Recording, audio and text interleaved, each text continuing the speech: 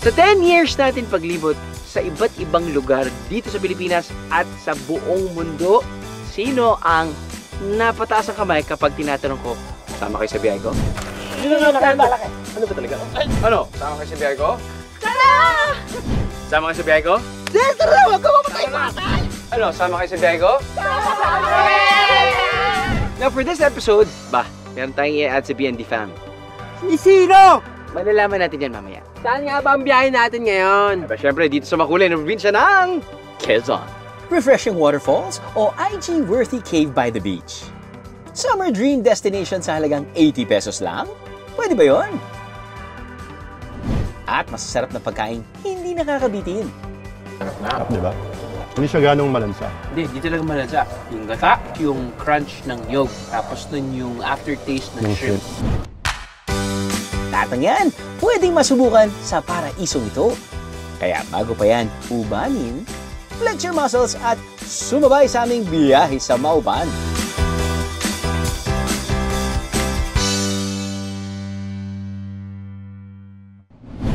Sama kayo sa biyahe ko? Yun o, nagulat kayo? Hindi na sa Drew Aliano to. Huwag kayong mag-alala mga beheros. Ako ang bahala sa inyo. This is Mace, your behero for a day. All-around staff sa isang hotel, ang 34 years old na si Mace mula sa Cavite. Ang work ko ngayon is isa na akong head concierge sa isang hotel. So all around na siya ngayon. I do reservations, telephone operator, concierge, lahat. Mahirap kasi one day off lang kami. So, syempre, pag 6 days of work, yung off mo, itutulog mo lang talaga, magkapahinga ka na lang. Hindi ka na nakapag-travel, hindi mo na magawa yung mga gusto mong gawin. Dahil nga sobrang pagod mo sa work.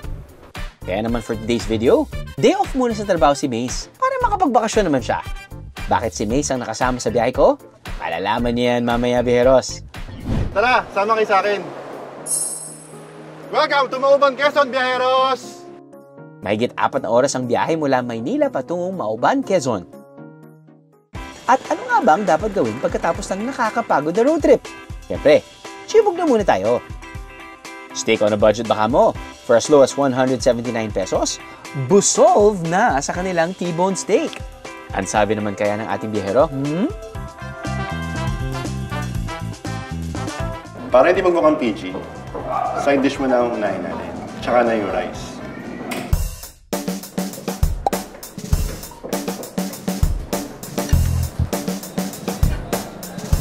Sarap. I feel offended. I don't deserve this. Parang feeling ko, ulog siya ng langit. Meron po kami 3 steak, T-bone, porterhouse, and ribeye. Garden salad at meron po kami mga smoothie.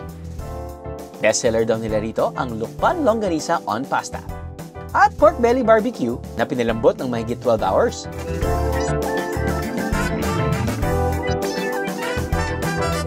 Pero kung type niyo ang mas healthy, subukan ang kanilang vegetable smoothie. Bet niyo yarn? Pagkatapos ng lapang, gala na agad-agad. Sa bayan ng Mauban, meron daw mahigit 20 waterfalls. At ang pinakilala at madaling puntahan sa mga ito, ang Dahoyhoy Falls. Habang nagtitrek papuntang falls, umpisa na rin nating kilalanin si Mace. Ano kaya ang kanyang top 3 bucket list as a biyahero? Ang una sa bucket list ko ay mapasama sa Biyahe ni Drew episode. Drew, baka naman. Wow naman! Yan na nga ha? Mag-enjoy ka yan. Ang second bucket list ko ay skydiving. Certified BND fan daw si Mace since 2015, kaya G na G siyang subukan ang anumang adventure. After 20 minutes, naalti na ni Mace ang Dahoyhoy Falls.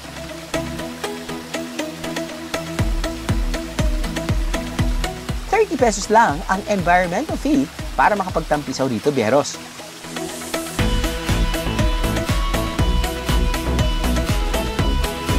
At ang uli sa bucket list ko ay tumalon sa falls katulad na ginawa ni Mark Pingris sa episode ang Biyahe ni Drew sa Pangasinan. May taas na 15 feet ang stone wall ng talon, pero paalala lang, no diving mga biyeros. Next time ka na mag-dive, Mace.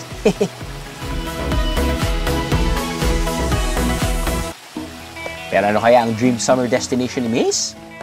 Dream summer vacation ko is somewhere na tahimik, dagat usually. Yan, mukhang yan ang bucket list item na pwede nating pagbigyan. Hindi natin pwedeng palampasin ang itinuturing na gem ng Mauban, ang Cagbalete Island. Mula sa Mauban Port, 45 minutes ang boat ride papunta rito. Pwede mag-rent ang private boat for as low as 2,000 pesos o sumakay sa passenger ferry for 100 pesos para mas makatipid.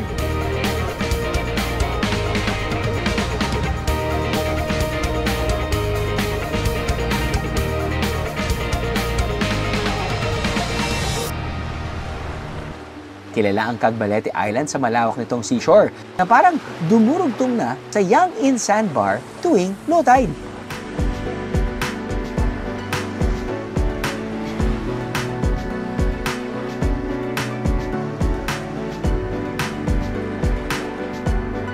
Sa lawak nito, dumami man ang turista, merong perfect spot for selfies na mistulang solo nyo ang isla. Your own island for a day.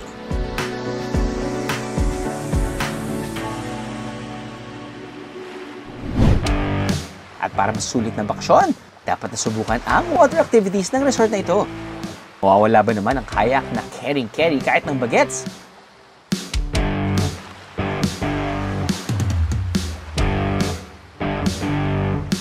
Ang stand-up paddleboard na kung minsan pwede ring knee-down paddleboard. At ang perfect ride para sa mga gustong mag-emote at the beach, ang water bike.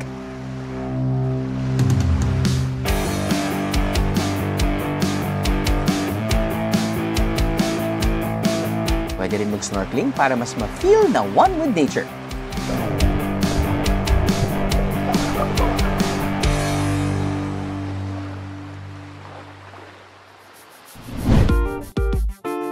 Kung bibisit sa Mauban, may sulit na matutuluyan. Habang nasa Mauban Town proper, swak sa budget ang hotel na ito na walking distance lang mula sa palengke ng bayan.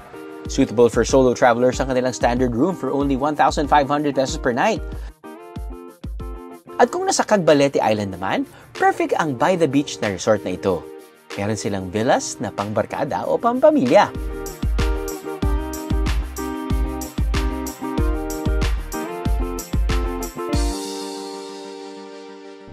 Bago tayo magpatuloy sa ating biyahe sa Mauban, more fun facts muna tungkol kay Mace. Bakit nga ba niya deserve magbakasyon? Okay mga biyero, para mas makilala natin si Mace, maglaro tayo ng tinatawag nilang 2 truths and 1 lie.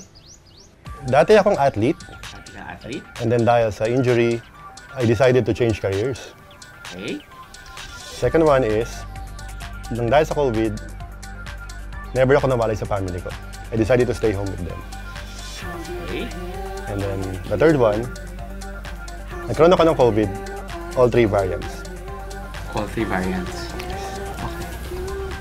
So feeling ko yung consecutive order, 2 truths and 1 lie din. So ang lie is... So the lie is, nagkaroon ka ng 3 COVID. No, Totoo totoo yun. Wow! COVID. Solid! Kung kumbaga sa basketball 3-peat yun. Isa na lang, Grand Slam na. Oh. Kung pusa nga ako, 6 na lang buhay ko eh. Ganon? Tatlo at lahat ng variants. Teka. So, paano mo nalaman na kuha mo lahat ng variants? Kasi di ba usually, kung mapapositive ka, positive ka. Yeah. So, depending on the season, I guess. Yes. So, nag-positive ka nung alpha pa lang? Yeah, from July 2, and then... 2020? Yes, and then Okay. October 2. So, ano na yan? Delta? Yes, and then latest is yung January, Or 1 year ago? 1 year ago, Omicron? Teka, pwede ba yun? Oo, sabi kasi ng nanay ko, to be successful in life, surround yourself with positive people. Ginawa ko literal so dapat pala hindi ko pala ginawa yan. At least, positive thinker ka na ngayon, di ba? Moving on. Moving on. Mamaya na ulit ang kwentuhan. Back to biyahe na muna.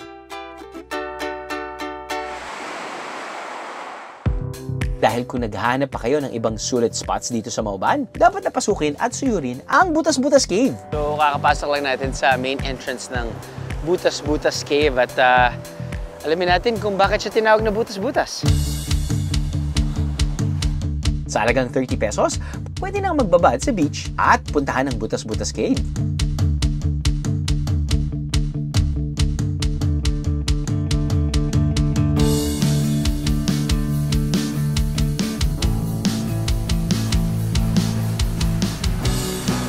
Tay, kaya matagal na itong ginto. Aba, simula na yung wari dito. Ayun. Baka hindi pa uso ang dito to. Marami na akong pumunta ang turista dito. All pay. Sabi. Paano na po pag nagkakaroon ng high tide? Hanggang saan? So, Hanggang lang kami. pero okay pa rin sila dito? Ayun. O hindi naman, delikado? Mali dahil Opo. hindi ba natin alon, ayos lang. Ayos lang. Hindi delikado. Tapos, bakit po yung mga bato may butas-butas din, no? Ay, yun ang pinangalan dito. Ay, kita mo mga butas-butas baga, oh. Oo nga po. Makinit. Dito ba nag-training si Manny Pacquiao? Aba, hindi. At kapag nagutom na sa beach, ano ba ang best food trip? Siyempre, ang walang kamatayang boodle fight. Okay mga biyahero, ito talaga yung hinahanap ng mga party packs. O ito yung mga food to go for a good number of people. Sabihin natin, meron kayong beach outing. 10 kayo, sakto. Sa halagang 1,000 pesos, pwede nyo nang ma-take out and dine in dito sa huts, sa tapat ng beach or wherever you want to be. Buy Boodle Bilao. Meron ka ng tilapia, meron ka ng liempo, itlog na maalat, lumpiang Shanghai, mukhang meron ka ring iba't ibang vegetables. May, piling ko kangkong ito. Cucumber, meron kang tomato, mukhang pwede eggplant. I think there's more than 10 people that can actually enjoy this. So, 1,000 pesos for 10 packs, 100 pesos per head. May bagoong na, may soy sauce. Kaya na natin to. Kulang na lang yung dahon ng saging. Pero hey, at least, parang mas madaling pack and to go itong pagkain na to. Alright.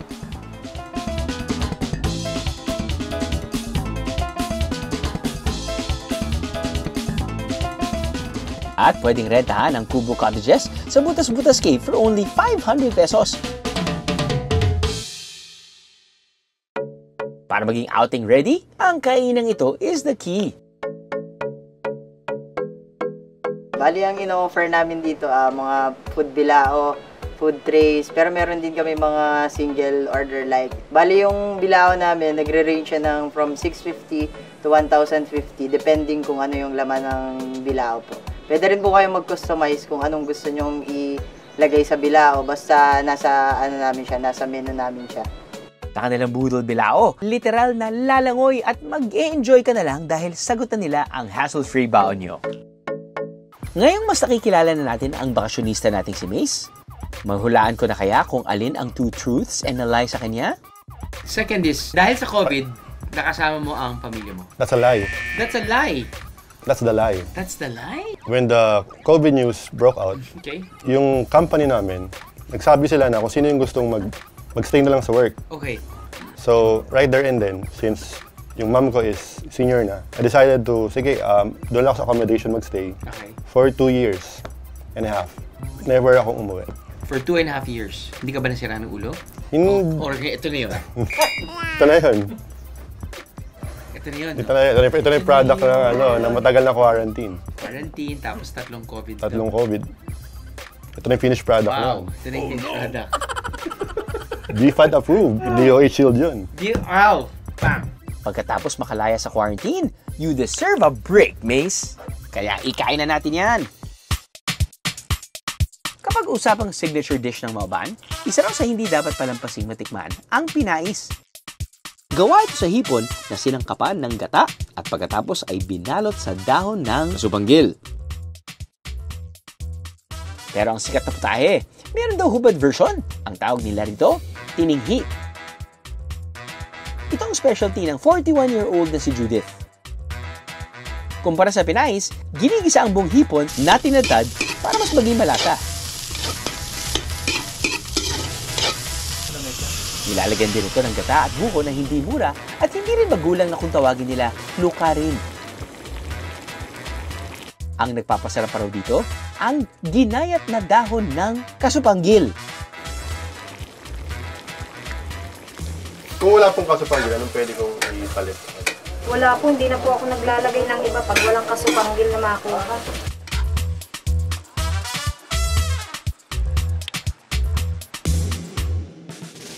Ang tinihi na gawa ni Judith, patitikman for only 50 pesos. Itong nasa loob na to, ito din yun. Yes. Ano lang siya, kumbaga parang hubad. Binalot lang talaga naman. So, ang pinais ay binalot ng yung dahon. At ito namang hubad. Tininghi. Tininghi. Hindi siya pwedeng wholesale. Hama ka na, Mace. Tikman na lang natin yan. Sarap nga. Di ba? Hindi siya ganong malansa. Hindi talaga malansa. Yung gata, tapos yung crunch ng nyog. Tapos nun yung aftertaste ng shrimp. Alam mo ba na shrimp ang pinaka-clumsy na sea creature? Shrimp yung pinaka-clumsy na sea creature. Bakit? Kasi accident prone siya eh. Accident prone. Kain na lang tayo? Oo. Accident prone. Pero maganda yan ha. Na-pronounce mo ng mabuti yun. Accident prone. Okay siya. Happy accident to, bro. Galing. Siyempre kailangan ng panulak. At ang ipinagmamalaki ng Mauban, ang nipanog. Sir, relax lang. Sabi nga ni Jeff, Sir, relax lang. Parang hindi tubig ito. Nipanog. Lambanog na made out of nipa. Pero ang lambanog ay nanggagaling sa coconut tree. Coconut tree. Itong nipanog ay galing sa nipa. Well, for the road. Cheers. Cheers, bro.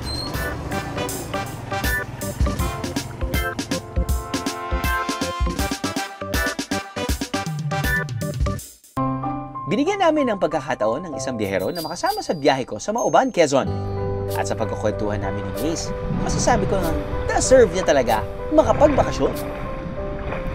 Nagkaroon ako ng COVID, all 3 variants. Since yung mom ko is senior na, I decided to, sige, doon lang ako sa accommodation magstay. Okay. For 2 years and a half. Never akong umuwi. Ako naman ang sasalang sa 2 truths and a lie. Ako naman. Okay, short turn. Ang unang job na gusto ko maging, or unang job na gusto kong makuha ay basurero. Naka5 shots na ako ng COVID vaccine. Buong pamilya ko ay tumira sa Cambodia for 4 months bago kami pumunta sa States. Tapos nandun ako ipinanganak. So sa tatlong yun, Okay, tatlong yun. ang tingin kong lie doon is gusto mong maging basurero. Mali. Yan talaga yung unang trabaho gusto ko. Bakit naman? Nung bata ako, sinabi ko gusto ko maging basurero. Dahil ninakaw nila yung BMX ko sa bahay. So sabi ko, bakit nila ninakaw yung BMX ko sa bahay? Eh sobrang gusto ko yan eh. Kasi galing, alam mo, Shimano. Sabi ko, kung maging basurero ako, di pwede ko makuha na lang kung anong gusto ko. So kinuha nila eh. So parang, sa totoo lang, gusto kong maging basurero. Hindi alam ito ng maraming tao, pero... So that's the truth. Oo. Tumira yung family mo sa Cambodia, and then pinanganak ka sa States is a truth. Mali. Ngayon ko lang naisip yung Cambodia eh. But you were born in the US, right? But I was born in the US. So half truth. Mula nang magka-pandemic, ngayon lang ulit nakabiyahe si Mace. Kaya naman sabay nating chinek ang kanyang bucket list sa biyaheng ito. One for the book na hindi mo talaga makakalimutan. Core memory unlock. Sobrang life-changing nung experience na to na sino mo mag-aakala na from being a fanboy na mapapasama ka sa show. Kung may magandang leksyon ang pandemya para kay Mace, yun ay life is short. Kaya travel while you can. Dahil ang mga alaalang may ipon natin sa biyahe, walang katumbas. And you know what? That's the truth.